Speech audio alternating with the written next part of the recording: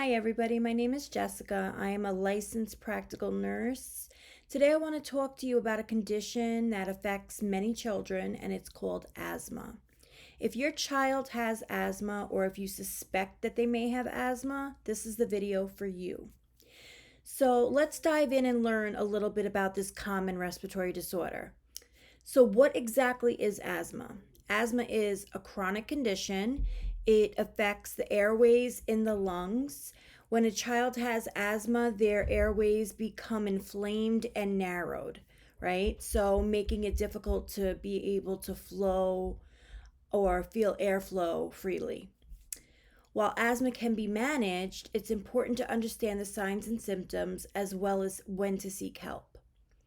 Here are some common signs and symptoms that you want to watch for in your child. So, wheezing, which is like a whistling sound when they breathe, especially during exhalation. It'll sound like a high pitched kind of sound. Coughing, like a persistent cough that they just keep. My son is asthmatic and he does it whenever he's getting sick or is sick. He'll just do this. And it's not like a productive cough or anything. It's just more of like I don't know why they do it, but it's from the narrowing. So it probably makes them feel like they might be trying to get some air. Shortness of breath. Your child will seem to struggle for air and maybe even breathe faster. Chest tightness. They might express that there feels like a tightness or a banding around their chest. So those are some symptoms that you want to monitor. And if you see those things, that's when it's time to seek a doctor, maybe get some medication and, pay closer attention to the situation. So it's crucial to recognize when to seek medical attention during these times. If you notice any of the following, please contact your healthcare provider or take your child to the emergency room. It's crucial. So, severe difficulty breathing or gasping for air. If your child's lips are blue, if their face is blue, if anything is blue ever, it's indicating a lack of oxygen. Significant wheezing or coughing again. If your child doesn't respond to their asthma medications as expected, like they usually do, they take their maintenance inhaler or their rescue inhaler and usually they feel better. Well, now they're not feeling better. Nothing is making things get better or improve. Rather, it's getting worse. That's a sign that something's not right. So let's talk about some of the medications that we use to manage asthma.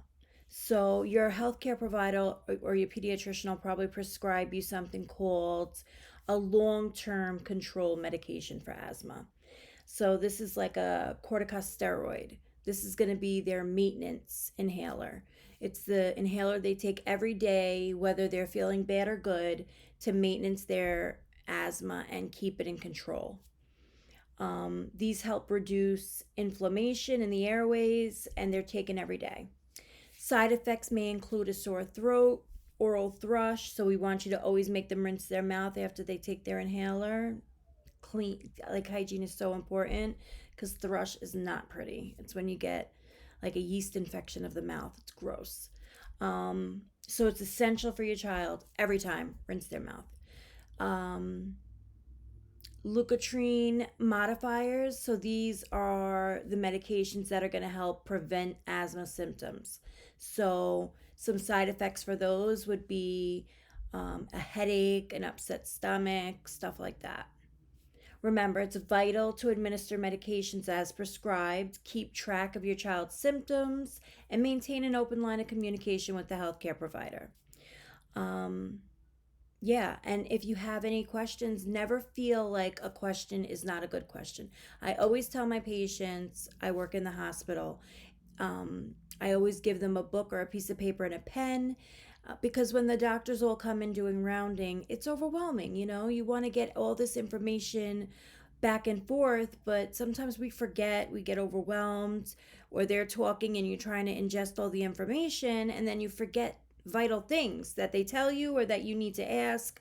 So write the questions down so when you go in, you're ready and you're prepared and you have your questions lined up, and then you can write down the answers of what they tell you, what you were educated on, things that you want to remember. These are important facts, you just want to know exactly what you're saying, what they're saying to you, and not forget anything important. I want to thank you guys for taking the time out to learn about asthma with me today.